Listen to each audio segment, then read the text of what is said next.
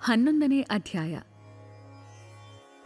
ಸುಗುಣ ಬ್ರಹ್ಮ Saibaba, doctor ಪಂಡಿತ ಅವರ ಪೂಜಾ ವಿಧಾನ, ಹಾಜಿ ಸೀದಿತ ಘಾಳಕೆ, ಪಂಚಭೂತಗಳ ಮೇಲೆ ಹತೋಟಿ. ಸುಗುಣ ಬ್ರಹ್ಮ ಸಾಯಿಬಾಬಾ. ಬ್ರಹ್ಮನಿಗೆ 2 ರೂಪಗಳಿವೆ, ನಿರ್ಗುಣ ಮತ್ತು ಸಗುಣ. ನಿರ್ಗುಣನಿಗೆ ರೂಪವಿಲ್ಲ, ಸಗುಣನಿಗೆ ರೂಪ ಇದೆ. ಕೆಲವರು ಮೊದಲನೆಯವನನ್ನೂ ಕೆಲವರು ಎರಡನೆಯವನನ್ನೂ ಪೂಜಿಸುತ್ತಾರೆ. ಗೀತೆಯಲ್ಲಿ ಹೇಳಿರುವಂತೆ ಅಧ್ಯಾಯ 12, ಸುಗುಣ ಬ್ರಹ್ಮನ ಪೂಜೆಯೇ ಸುಲಭವಾದುದು ಮತ್ತು ಯೋಗ್ಯವಾದುದು. ಮನುಷ್ಯನಿಗೆ ಒಂದು ರೂಪವಿರುವುದರಿಂದ ಅವನು ದೇವರ ಸಗುಣ ರೂಪವನ್ನೇ ಪೂಜಿಸಲು ಇಚ್ಛೆ ಪಡುತ್ತಾನೆ. ನಮ್ಮ ಪ್ರೀತಿ ಮತ್ತು ಭಕ್ತಿಗಳು ಕೆಲವು ಕಾಲವಾದರೂ ಸಗುಣ ಬ್ರಹ್ಮನನ್ನು ಪೂಜಿಸದಿದ್ದರೆ ಅವು ಅಭಿವೃದ್ಧಿಯಾಗಲಾರವು. ಹೀಗೆ ಸಗುಣ ಬ್ರಹ್ಮನ ಪೂಜೆ ಮಾಡುತ್ತಾ ಹೋದರೆ ಅವು ಅಭಿವೃದ್ಧಿ ಹೊಂದಿ ಸ್ವಾಭಾವಿಕವಾಗಿ ನಿರ್ಗುಣ ಬ್ರಹ್ಮನನ್ನು ಆರಾಧಿಸುವ ಶಕ್ತಿಯುಂಟಾಗುತ್ತದೆ. ಆದ್ದರಿಂದ ನಾವು ಮೊದಲು ಸಗುಣ ಬ್ರಹ್ಮನನ್ನೇ ಆರಾಧಿಸೋಣ. ವಿಗ್ರಹ, ವೇದಿಕೆ, ಅಗ್ನಿ, ಬೆಳಕು, ಸೂರ್ಯ, ಉದಕ, ಬ್ರಾಹ್ಮಣ ಇವು 7 ಆರಾಧನೆಯ ಮೂಲ ವಸ್ತುಗಳು.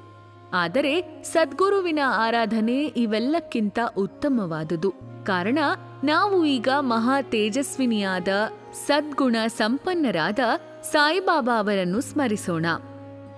ಸಾಯಿಬಾಬಾರವರನ್ನು ಕೆಲವರು ದೈವ ಭಕ್ತರೆಂದು ಮತ್ತೆ ಕೆಲವರು ಮಹಾಭಾಗವತರೆಂದು ಹೇಳಿರುತ್ತಾರೆ. ಆದರೆ ನಮಗೆ ಸಾಯಿಬಾಬಾ ದೇವರ ಅವತಾರ. ಅವರ ದಯೆ, ತಾಳ್ಮೆ ಮತ್ತು ವಿನಯ ಸಂಪನ್ನತೆಗೆ ಯಾರೂ ಸರಿಯಾಗಲಾರರು. ಗಂಗಾ ನದಿಯು ಸಮುದ್ರವನ್ನು ಸೇರುವ ಮೊದಲು ದಾರಿಯಲ್ಲಿ ಜನರ ಮತ್ತು ಪ್ರಾಣಿಗಳ ದಾಹವನ್ನೆಲ್ಲ ನೀಗಿಸುತ್ತಾ ಗಿಡ, ಮರ ಮತ್ತು ಪೈರುಗಳಿಗೆ ಜೀವ ಕಳೆಯನ್ನು ತುಂಬುತ್ತಾ ಸಾಗುವಂತೆ ಸಾಯಿಬಾಬಾ ಅವರಂಥ ಸಂತರು ತಮ್ಮ ಜೀವಿತದಲ್ಲಿ ಅನೇಕರಿಗೆ ಶಾಂತಿ ಸೌಲಭ್ಯಗಳನ್ನು ದೊರಕಿಸಿಕೊಡುತ್ತಾರೆ. ಆದುದರಿಂದಲೇ ಭಗವಾನ್ ಶ್ರೀಕೃಷ್ಣನು ಸಂತರೇ ನನ್ನ ಆತ್ಮ, ನನ್ನ ಜೀವಿತ ಮೂರ್ತಿಗಳು ಎಂದು ಸಾರಿದ್ದಾನೆ. ಇಂಥ ಒಂದು ವರ್ಣನಾತೀತ ಶಕ್ತಿ ಮತ್ತು ಜ್ಞಾನ ಶಿರಡಿಯಲ್ಲಿ ಶ್ರೀ ಸಾಯಿಬಾಬಾರವರ ಅವತಾರದಲ್ಲಿ ವ್ಯಕ್ತವಾಗಿದೆ. ಶ್ರುತಿಯು ತೈತ್ರೇಯ ಉಪನಿಷತ್ ಬ್ರಹ್ಮನನ್ನು ಪರಮ ಸುಖಿ ಎಂದು ವಿವರಿಸಿದೆ. ಆದರೆ ಕೆಲವರು ಭಕ್ತರು ಶಿರಡಿಯ ಬಾಬಾರವರಲ್ಲಿ ಇವೆಲ್ಲವನ್ನೂ ಕಂಡಿದ್ದರು. ನಮಗೆಲ್ಲರಿಗೂ ಆಧಾರವಾದ ಸಾಯಿಬಾಬಾರವರಿಗೆ ಯಾರ ಆಧಾರವೂ ಬೇಕಿರಲಿಲ್ಲ. ಬಾಬಾರವರ ಆಸನವೆಂದರೆ ಒಂದು ಗೋಣಿ ಚೀಲ. ಆದರೆ ಭಕ್ತರು ಅದಕ್ಕೆ ಒಳ್ಳೆಯ ಅಂದವಾದ ಬಟ್ಟೆ ಹಾಕಿ ಹೊಲಿದು ಒರಗಿಕೊಳ್ಳಲು ಒಂದು ದಿಂಬನ್ನು ಸಹ ಇಟ್ಟಿದ್ದರು. ಸಾಯಿಬಾಬಾರವರು ಭಕ್ತರ ಬಯಕೆಗಳಿಗೆ ಮನಸೋತು ಅವರವರ ಇಚ್ಛೆಯಂತೆ ತಮ್ಮನ್ನು ಆರಾಧಿಸಲು ಅನುಮತಿ ನೀಡಿದ್ದರು.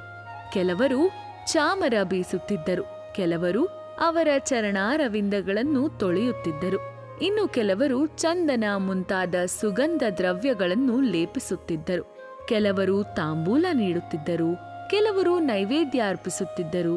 ಅವರು ನೋಡಲು ಶಿರಡಿಯಲ್ಲಿ ವಾಸಿಸುತ್ತಿರುವ ಹಾಗೆ ಕಂಡರೂ ಎಲ್ಲೆಡೆಯೂ ವಾಸವಾಗಿದ್ದರು. ಈ ಅಂತರ್ಯಾಮಿತ್ವವು ಭಕ್ತರಿಗೆ ಅನುಭವ ವೇದ್ಯವಾಗಿದ್ದಿತು. ಇಂತಹ ಅಂತರ್ಯಾಮಿಯಾದ ಅವರಿಗೆ ನನ್ನ ಸಾಷ್ಟಾಂಗ ನಮಸ್ಕಾರಗಳು. ಡಾಕ್ಟರ್ ಪಂಡಿತ ಅವರ ಪೂಜಾ ವಿಧಾನ. ಶ್ರೀ ತಾತ್ಯಾ ಸಾಹೇಬ ಅವರ ಸ್ನೇಹಿತರಾದ ಡಾಕ್ಟರ್ ಪಂಡಿತ ಅವರು ಒಂದು ಸಾರಿ ಬಾಬಾರವರ ದರ್ಶನಕ್ಕೆಂದು ಶಿರಡಿಗೆ ಬಂದರು. ಬಾಬಾರವರಿಗೆ ನಮಸ್ಕರಿಸಿ ಸ್ವಲ್ಪ ಹೊತ್ತು ಮಸೀದಿಯಲ್ಲಿ ಕುಳಿತರು. ಆಗ ಬಾಬಾರವರು ಅವರಿಗೆ ಶ್ರೀ ದಾದಾ ಕೇಳಕರ ಅವರಲ್ಲಿಗೆ ಹೋಗುವಂತೆ ಹೇಳಿದರು. ಆದ್ದರಿಂದ ಅವರು ಕೇಳಕರ ಅವರ ಕಡೆಗೆ ಬಂದರು. ಆಗ ದಾದಾ ಕೇಳಕರ ಅವರು ಪೂಜಾ ಸಾಮಗ್ರಿಗಳೊಡನೆ ಮಸೀದಿಗೆ ಹೊರಟಿದ್ದರು. ಡಾಕ್ಟರ್ ಅವರು ಸಹ ಅವರೊಡನೆ ಮಸೀದಿಗೆ ಬಂದರು. ದಾದಾರವರು ಬಾಬಾರವರ ಪೂಜೆ ನೆರವೇರಿಸಿದರು. ಗಂಧವನ್ನು ಬಾಬಾರವರ ಹಣೆಗೆ ಹಚ್ಚುವ ಧೈರ್ಯ ಯಾರಿಗೂ ಇರಲಿಲ್ಲ. ಇದನ್ನು ಮಾಸಳಪತಿಯವರು ಮಾತ್ರ ಹಚ್ಚುತ್ತಿದ್ದರು. ಆದರೆ ಡಾಕ್ಟರ್ ಪಂಡಿತ ಅವರು ದಾದಾ ಭಟ್ಟ ಅವರ ತಟ್ಟೆಯಲ್ಲಿದ್ದ ಗಂಧವನ್ನು ತೆಗೆದುಕೊಂಡು ಬಾಬಾರವರ ಹಣೆಯ ಮೇಲೆ ತ್ರಿಪುಂಡ್ರವನ್ನೆಳೆದರು. ಬಾಬಾರವರು ಸುಮ್ಮನಿದ್ದುದನ್ನು ಕಂಡು ಎಲ್ಲರೂ ಅಚ್ಚರಿಗೊಂಡರು. ಆ ದಿನ ಸಾಯಂಕಾಲ ಕೇಳಕರ ಅವರು ಸಾಯಿಬಾಬಾರವರನ್ನು ಕುರಿತು, ಈ ಹಿಂದೆ ಗಂಧವನ್ನು ನಿಮ್ಮ ಹಣೆಗೆ ಹಚ್ಚಲು ಸಮ್ಮತಿಸಿರಲಿಲ್ಲ. ಡಾಕ್ಟರರು ಈ ದಿನ ಹಚ್ಚಿದಾಗ ಸುಮ್ಮನಿದ್ದಿರಿ, ಹೀಗೇತಕ್ಕೆ ಎಂದು ಕೇಳಿದರು. ಆಗ ಬಾಬಾ ಅವರು, ಡಾಕ್ಟರರು ನನ್ನನ್ನು ತಮ್ಮ ಕುಲಗುರುವೆಂದೇ ಭಾವಿಸಿ ಗಂಧವನ್ನು ಹಚ್ಚಿದರು, ನಾನು ಹೇಗೆ ಬೇಡವೆನ್ನಲಿ ಎಂದರು. ನಂತರ ಡಾಕ್ಟರ್ ಅವರನ್ನು ವಿಚಾರಿಸಲಾಗಿ ಬಾಬಾರವರನ್ನು ನನ್ನ ಕುಲಗುರುವೆಂದೇ ಭಾವಿಸಿ ಗಂಧವನ್ನಿಟ್ಟೆ ಎಂಬ ಉತ್ತರ ಬಂದಿತ್ತು. ಭಕ್ತರು ತಮ್ಮ ಇಚ್ಛಾನುಸಾರ ತಮ್ಮನ್ನು ಪೂಜಿಸಲು ಬಾಬಾ ಅನುಮತಿ ನೀಡಿದ್ದರೂ ಸಹ ಕೆಲವು ವೇಳೆ ವಿಚಿತ್ರವಾಗಿ ವರ್ತಿಸುತ್ತಿದ್ದರು. ಕೆಲವು ಸಲ ಪೂಜಾ ಸಾಮಗ್ರಿಗಳನ್ನು ಬಿಸುಟಿ ಬಹಳ ಕೋಪಿಷ್ಠರಾಗುತ್ತಿದ್ದರು. ಕೆಲವು ಸಾರಿ ಭಕ್ತರನ್ನು ಬೈಯುತ್ತಿದ್ದರು. ಅನೇಕ ಸಾರಿ ಮೇಣಕ್ಕಿಂತಲೂ ಮೃದುವಾದ ರೀತಿಯಲ್ಲಿ ಭಕ್ತರನ್ನು ಕಾಣುತ್ತಿದ್ದರು. ಅಂತರಂಗದಲ್ಲಿ ಶಾಂತರಾಗಿರುತ್ತಿದ್ದರು. ಕೆಲವು ವೇಳೆ ಭಕ್ತರನ್ನು ಸಮೀಪಕ್ಕೆ ಕರೆದು, ನಾನು ನಿಮ್ಮ ಮೇಲೆ ಕೋಪಗೊಂಡಿದ್ದೇನೆಯೇ ಎಂದು ಕೇಳುತ್ತಿದ್ದರು. ತಾಯಿಯು ಮಕ್ಕಳನ್ನು ತ್ಯಜಿಸುವುದಾದರೆ, ಸಾಗರವು ನದಿಗಳನ್ನು ತಿರಸ್ಕರಿಸುವುದಾದರೆ, ನಾನು ಭಕ್ತರ ಯೋಗಕ್ಷೇಮವನ್ನು ಮರೆಯುವೆನು. ನಾನು ಭಕ್ತರ ಸೇವಕ. ಯಾವಾಗ ಅವರು ನನ್ನ ಸಹಾಯ ಅಪೇಕ್ಷಿಸುತ್ತಾರೆಯೋ ಆಗ ಅವರನ್ನು ನಿಜವಾಗಿಯೂ ಕಾಪಾಡುತ್ತೇನೆ ಎಂದು ಸಾಯಿಬಾಬಾ ಹೇಳುತ್ತಾರೆ.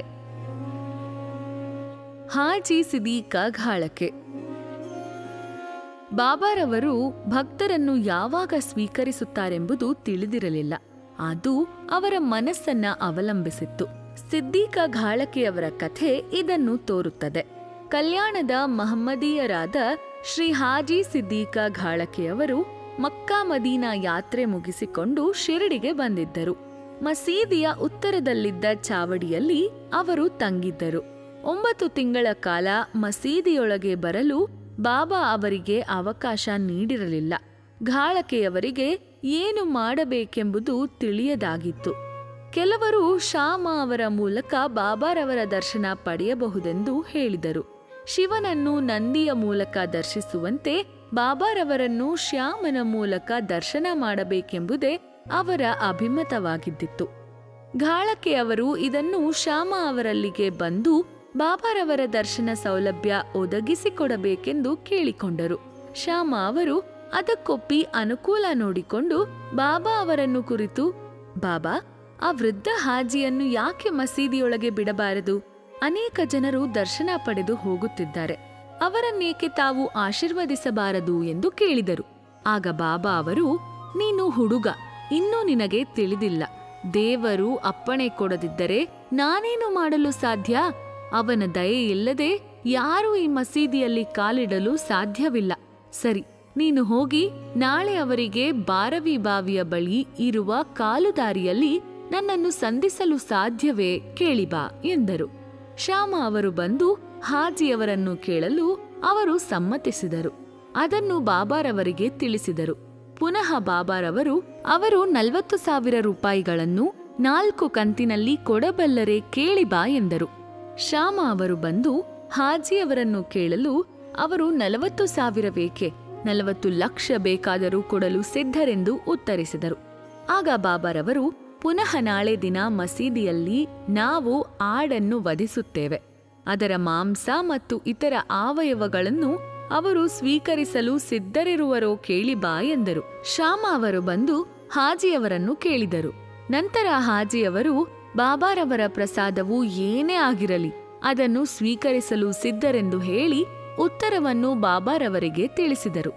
ಆಗ ಬಾಬಾರವರು ಸಿಟ್ಟಿಗೆ ಬಂದು ತಮ್ಮ ಪಾತ್ರೆಯನ್ನು ಎಸೆದು ಹಾಜಿಯಲ್ಲಿಗೆ ಹೋಗಿ, ನೀನು ಏತಕ್ಕೆ ಹಾಜಿ ಎಂದು ಹೇಳಿಕೊಳ್ಳುವೆ? ಕುರಾನ ಓದಿರುವುದು ಇಷ್ಟೇನೆ? ಮಕ್ಕಾ ಮದೀನಾ ಯಾತ್ರೆ ಮಾಡಿಕೊಂಡಿರುವೆನೆಂದು ಜಂಬ ಕೊಚ್ಚಿಕೊಳ್ಳುವೆ. ನಾನು ಯಾರು ನಿನಗೆ ಗೊತ್ತಿಲ್ಲವೇ ಎಂದು ಹಾಜಿಯವರನ್ನು ಕೇಳಿದರು. ಹಾಜಿಯವರು ಸ್ತಂಭೀಭೂತರಾದರು. ನಂತರ ಅವರು ಮಸೀದಿಗೆ ಹಿಂತಿರುಗಿ ಕೆಲವು ಮಾವಿನ ಹಣ್ಣುಗಳನ್ನು ತರಿಸಿ ಹಾಜಿಯವರಿಗೆ ಕೊಟ್ಟರು ಮತ್ತು ತಮ್ಮ ಕಿಸೆಯಿಂದ 55 ರೂಪಾಯಿಗಳನ್ನು ತೆಗೆದು ಹಾಜಿಯವರ ಕೈಗಿತ್ತರು. ಅಂದಿನಿಂದ ಹಾಜಿಯವರನ್ನು ಬಾಬಾ ಪ್ರೀತಿಸತೊಡಗಿದರು. ಹಾಜಿಯವರು ಸಹ ತಮಗೆ ಇಷ್ಟ ಬಂದಾಗ ಮಸೀದಿಗೆ ಹೋಗುತ್ತಿದ್ದರು. ಅವರೂ ಸಹ ಸಾಯಿಬಾಬಾ ದರ್ಬಾರದ ಭಕ್ತರಾದರು. ಪಂಚಭೂತಗಳ ಮೇಲೆ ಹತೋಟಿ. ಬಾಬಾರವರು ಪಂಚಭೂತಗಳ ಮೇಲೆ ಹೇಗೆ ನಿಯಂತ್ರಣ ಇಟ್ಟಿದ್ದರು ಎಂಬುದನ್ನ ವಿವರಿಸಿ ಈ ಅಧ್ಯಾಯವನ್ನು ಮುಗಿಸೋಣ.